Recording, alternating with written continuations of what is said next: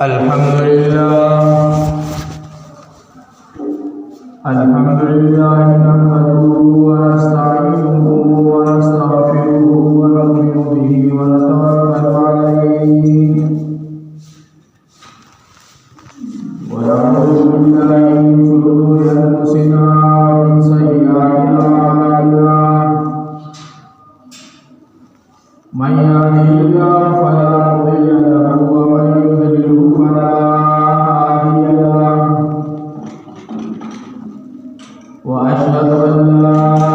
إله إلا الله وحده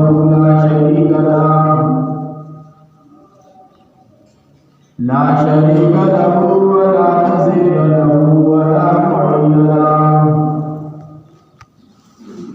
لا مثل له ولا مثال له لا وزير له ولا مشير له ولا مقارن له ولا مكاذب له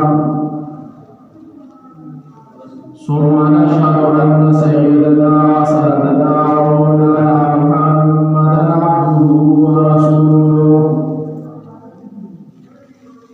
أرسله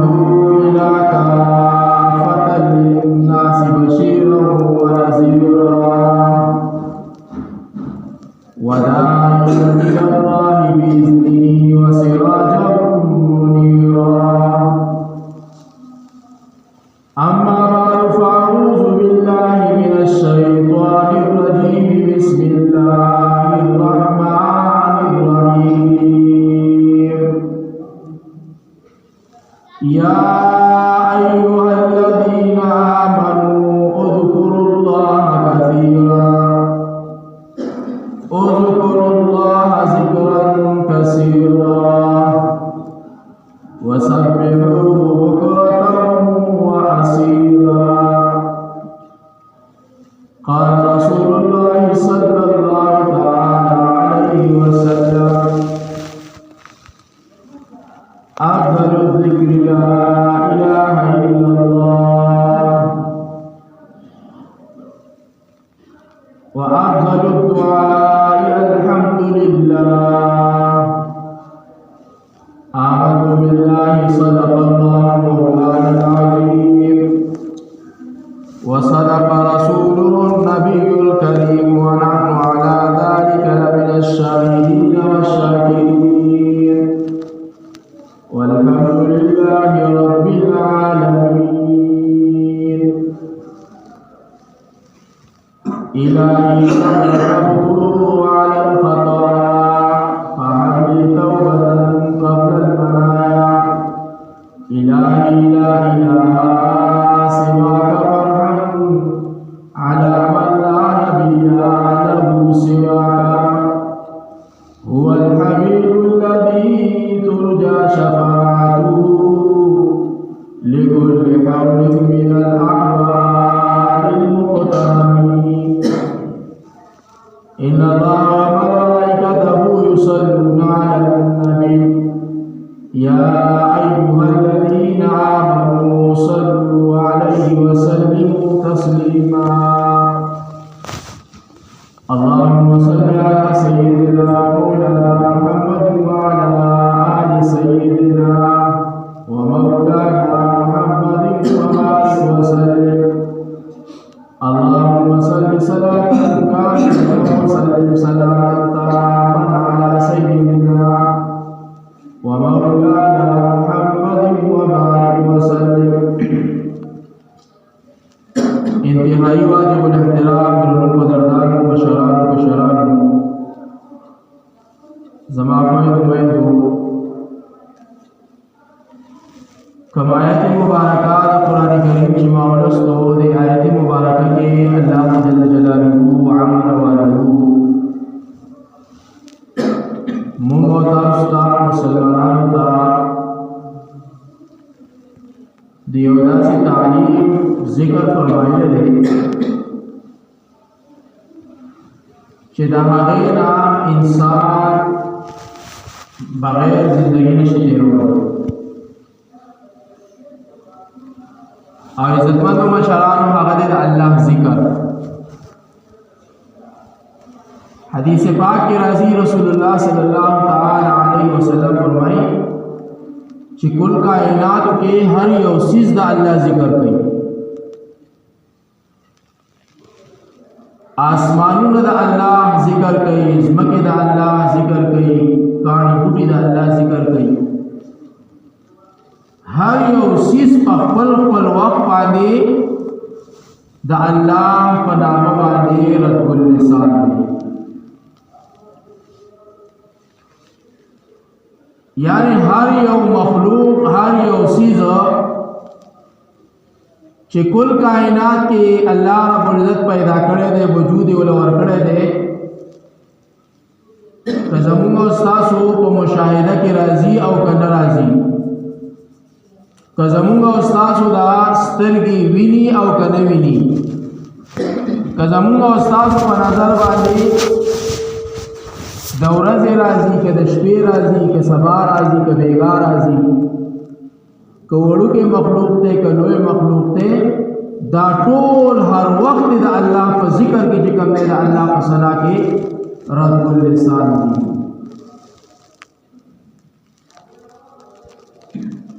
یو ذرا یو مخلوق د الله د ذکر نه چې کوم دی نشي غافلېږي، یعنی یو ذرا یو مخلوق داسې نشتا چې هغه یو لمحه چې کوم دی د الله د ذکر نه ځان غافل، او چې کوم مخلوق د الله د ذکر نه ځان غافل کی، الله لاس پلاس هغې له سزا ورکوي. علماء لیکلي دي چې یو ښکاري په ښکار پسې وځي، ټوپک ورسره دی، ننده ورسره ده، غش ورسره دی، او دی په ښکار پسې ووتو،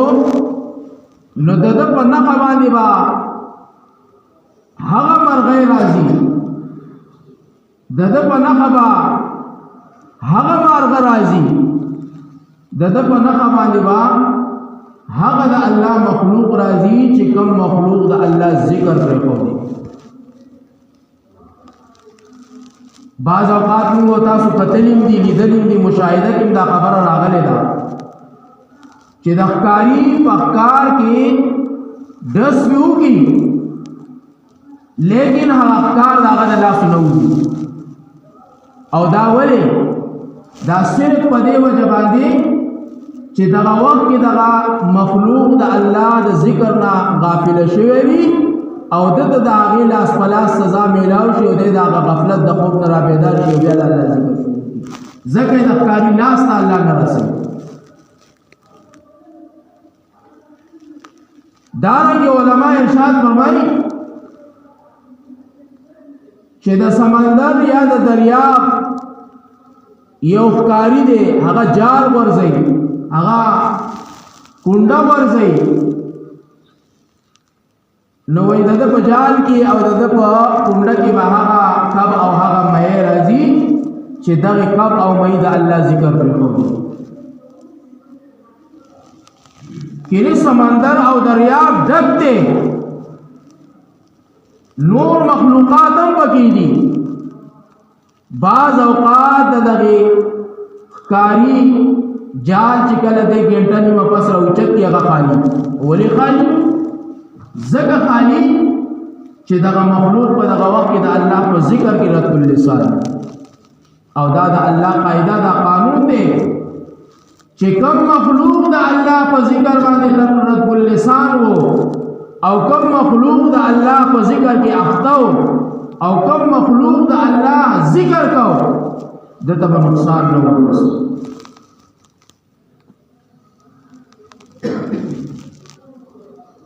کل کائنات د الله په ذکر باندې مشغول دي سوا د یو انسان نه. ګورما مخکې معرض کړو چې انسان په تمام مخلوقاتو کې الله افضل، اشرف، محترم، معظم، مکرم، مبارک او اوچت پیدا کړی دی. دته اشرف المخلوقات ولې ویل کېږي؟ اشرف المخلوقات د زکوي لګيږي چې د تمام مخلوقاتنا جسا صورت کټ باډي ارسدنا جدا ده. او ما مخکې بیا عرض کړو چې دا په دې وجه باندې د اشرف المخلوقات ویل کېږي چې په دې مخلوق کې رب ذوالجلال انبیاء پیدا کول، په دې مخلوق کې الله اتقیا پیدا کول، اولیاء پیدا کول، قطب او ابدال پیدا کول، حافظان پیدا کول، قاریان پیدا کول، ملیان پیدا کول. زکه دا اشرف دی. او موږ تاسو اشرف ستوایو چې ډېرې بنگلې وي، ماړی وي، ډېر ګاډي وسره وي، بېنسي برابري، پټې سیوایي، ځمکې سیوایي، جیداد وسره. موږ وایي دا په ټولو کې اشرف دی. موږ ستاسو غلطي ده، دا د شیطان دوکه ده. اشرف د الله او د الله د رسول په نیز باندې هغه انسان دی چې د چا په زندګۍ کې دین وي.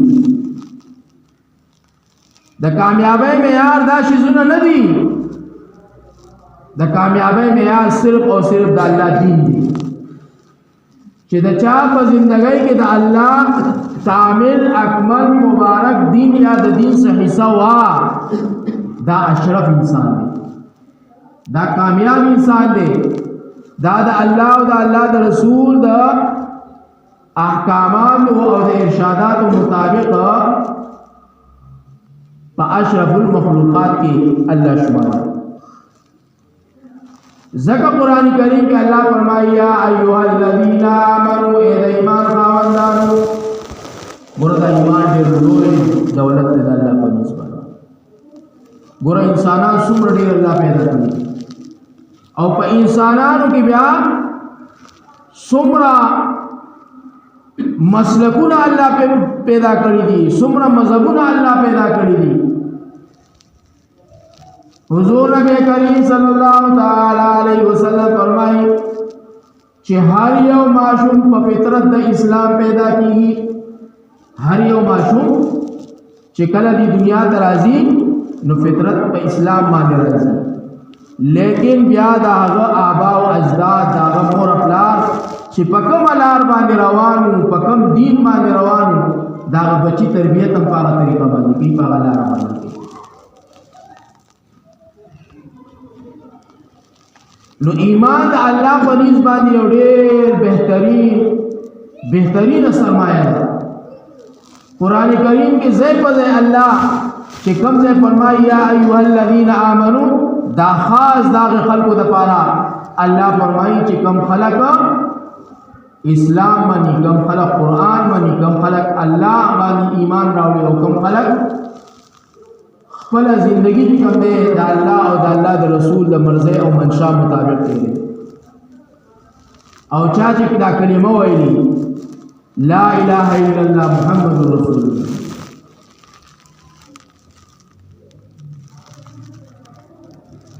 نو ایمان د الله په نسبت باندې ډېر لوی صفت دی. ځکه الله فرمایي یا ایها الذین آمنوا، اے د ایمان خاوندانو. کله الله مسلمانانو ته نور خطاب کوي، په ایمان سره خطاب ورکو، په دې وجه باندې وکړو چې دا د نور انسانانو نه په زندګۍ کې اعلی دي،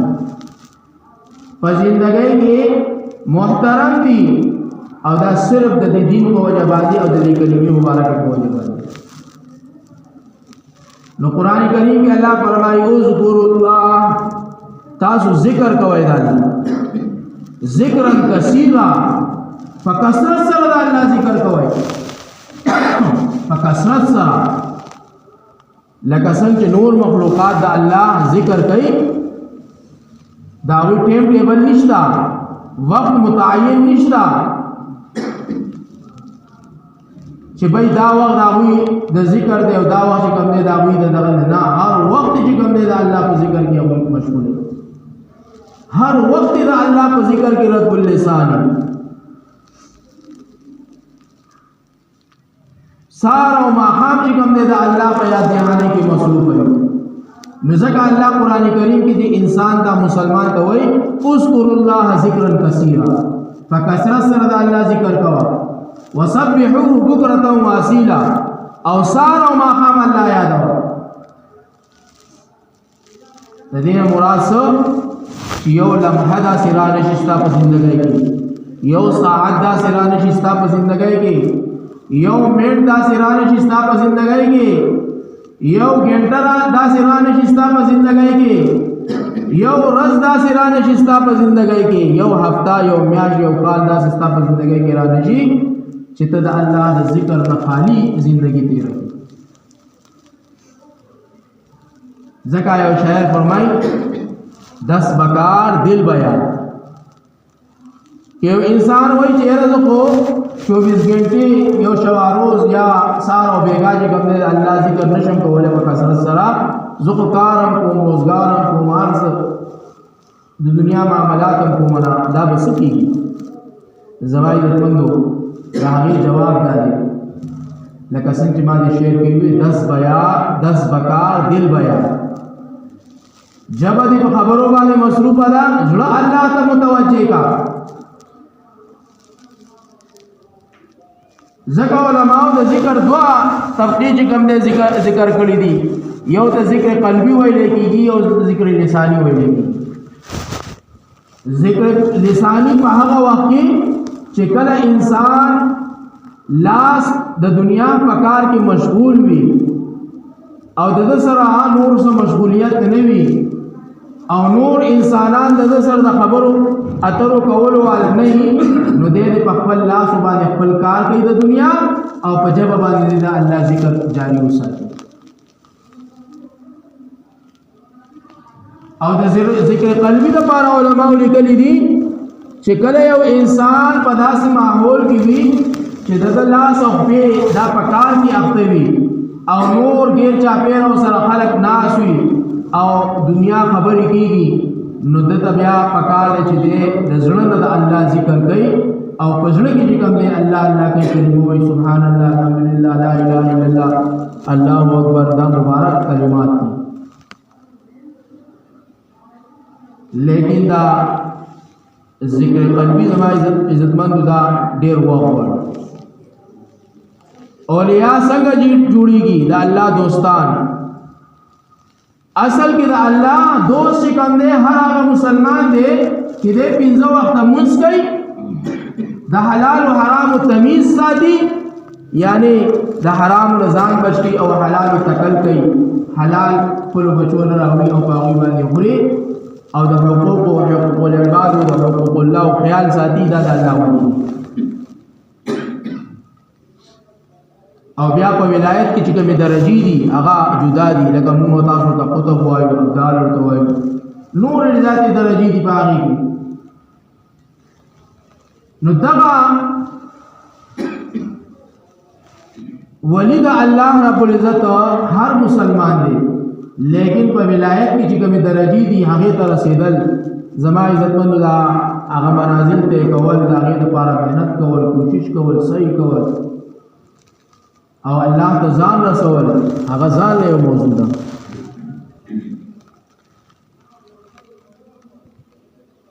نو چې کله د انسان لاس او خپې د دنیا په کار کې اخته وي، نو دی د الله ذکر په زړه سره کوي، په زړه کې دی دا تصور ځان سره جوړ کړي، په زړه کې دی دا نقشه ځان راولي، په زړه کې دی دا نقشه چې کوم دی دا ځان سره جوړه کړي چې دا وخت زما کار، زما لا د دنیا په کار کې اخته دي، د روزې په ګټلو کې اخته دي، او په حلالو کې اخته دي، او زما زړه چې کوم دی الله ته متوجه دی. واقعاتو کې راځي بایزید بستاني رحمت الله علیه د الله ډېر لوی وجه تېر شوی. بایزید بستاني رحمت الله علیه یو ورځ خپل مور ته وویل چې مورې ابۍ زه ستا خدمت الله په نیز باندې ډېر زیات دی، پکار دی چې زه ستا خدمت وکړم، لیکن زما دا زړه غواړي چې زه د الله عبادت وکړم او الله یاد کړم او د الله کثرت سره ذکر وکړم، یعنی د الله سره یو تعلق وکړم. اور ته وځي زمای طرف آزاد بایزید بوستامی رحمت الله علیه د مور په اجازت باندې لاړو شړتا الته دا الله ذکر شروع کو فکر شروع کو ذکر لسانی شروع کړه په جبه باندې دا الله ذکر شروع کو یو وخت دا سراغه چې هغه ذکر په ځړ باندې کوم دی جاری شو لیکن چې کومه مرتبه هغه غوښتا هغه مرتبه هغه ته نه ملاوي دا چې کوم مقام ته هغه رسیدل غوښتل هغه مقام ته په دغه مهنت باندې اون رسیدو او دا هغه وجه سوا دا هغه وجه هم نه تبیا دیال سوال سوال قال چې کوم دی ونه غني فزان باندې تیرې کړې مهنت یو کو کوشش یو کو ریاضت یو کو ځان یو کړو دومره وخت بعد خپل کور ته راغې د شپې تور شپه وه باران وریږي وایي ځم چې د مور ملاقات وکړم چې مور مې په څه حال کې چې دروازې ته راغې او بر اسمان ته یو قدر پخوا دا غټي غړې خو نه وي که نه د اسمان د ستورو نه به خلکو ته د اوقاتو معلومات کېږي نو چې کله هغه محسوس کړی چې یاره دا خو نیمه شپه ده او زما که زه دا دروازه ټکومه یا دا دروازه وهمه کېدی چې زما مور ته څه تکلیف ورسي بوډۍ ده نو زه به لږ شانتې انتظار وکړم انتظار یو کو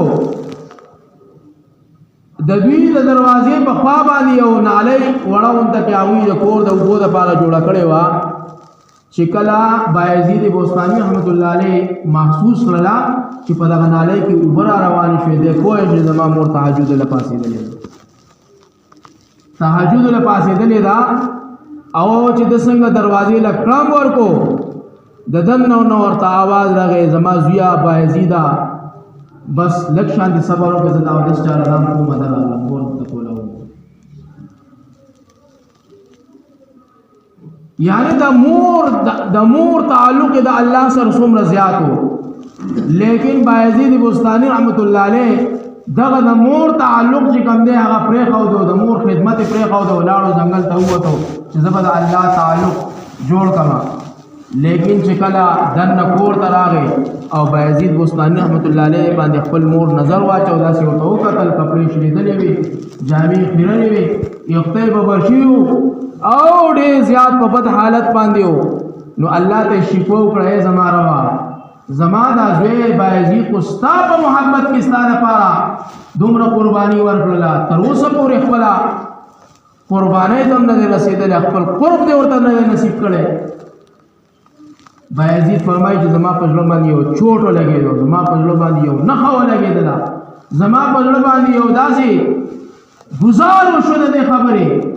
چې ما چې الله ما ته په خپل کور کې ملاویږي او ته چې کوم دی بار کو بیابانونو باندې او په شړو باندې او په ځنګلاتو باندې او په سمستو باندې چې کوم دی الله تلاش کوي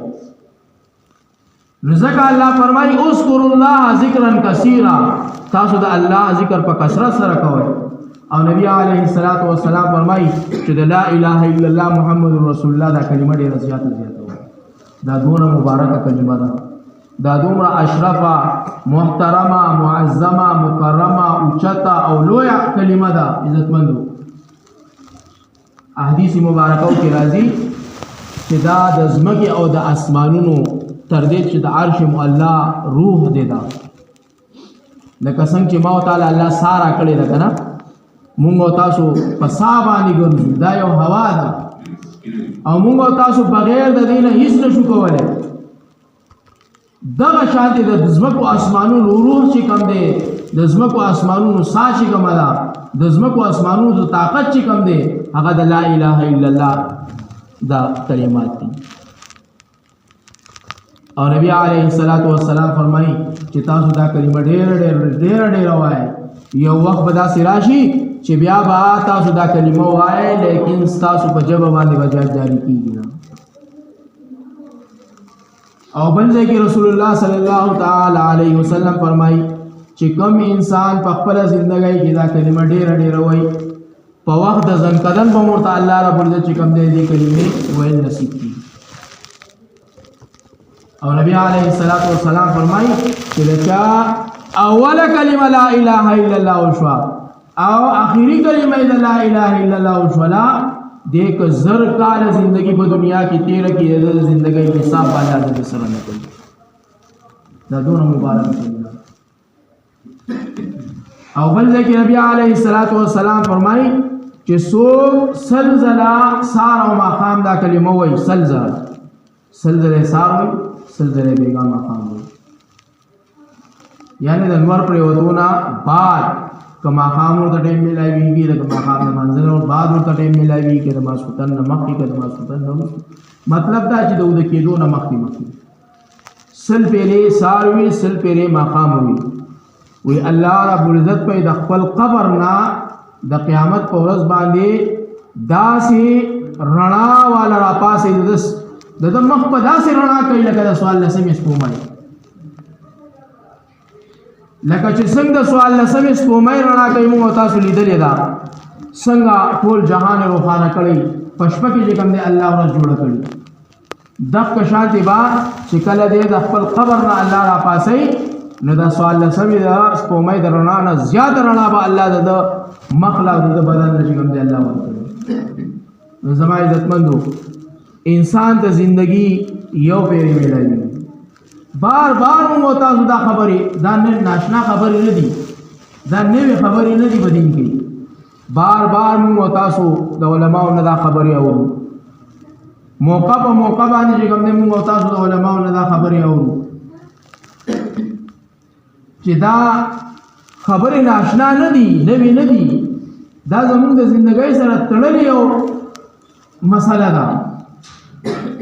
زموږ او ستاسو د زندګۍ سره تړلې چې کوم دی یو مسله الله رب العزت موږ تاسو ته راکړې ده چې موږ او تاسو په کثرت سره الله ذکر کوو سار او ماښام چې کوم دی الله یادو وخت او بې وخت الله یادو او ډېر زیات چې کوم دی الله یادو ځکه قرآن کریم کې الله فرمایي قل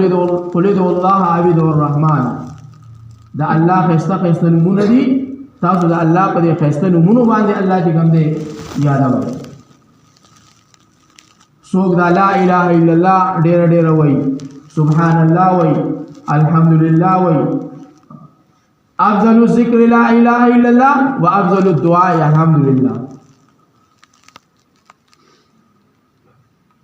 او بیا زما عزتمند دا به موږ تاسو عادت اله جوړیږي چې کله موږ او تاسو په خپل ژوندۍ کې د مسنون دعاګانو اهتمام کوو مسنون دعاګانې کوي چې کوم نبی علیه الصلاۃ والسلام موقع محل دعاګانې خپل امت لپاره په دنیا کې پرېښودي هغه موقع محل دعاګانې موږ تاسو چې کوم دی یادې کوو او په قلاره باندې چې کوم دی د هغې په خپل زندګۍ کې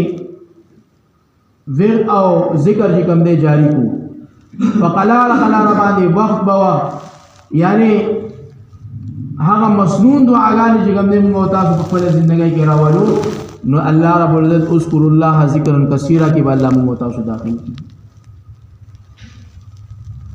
د سار او د سبا چې کومې دعاګانې دي د بیګا چې کومې دعاګانې دي د خوړلو څښلو کومې دعاګانې دي د ملاستې کومې دعاګانې دي د پاسېدو کومې دعاګانې دي د معاملاتو کومې دعاګانې دي د بازار کومې دعاګانې دي د کور نه وتو راوتو د نه کېدو کومې دعا دي ته مسنون دعاګانې وي نو دا مسنون دعاګانې موږ تاسو یادې کړو او په خپله زندګۍ کې راولو انشاءالله په کثرت د ذکر سره به الله زموږ ستاسو زبانونه چې کوم دی رطب اللسان کې او الله به چې کوم دی په کثرت د ذکر کې د ذاکرینو سره الله شمار کړي. الله رب العزت میں دعا دا الله رب العزت دې موږ ټول له عمل توفیق راکړي او کریم الله دې وکړي زموږ استادو 24 غنټې ژوندۍ د الله په تابعدارۍ کې او د رسول الله صلی الله علیه وسلم په مبارکو طریقو باندې موږ تاسو ته ژوندۍ جوړولو ته توفیق راکړي او په کثرت سره الله رب العزت موږ تاسو لا د الله د ذکر توفیق راکړي. واخر دعوانا ان الحمد لله رب العالمين.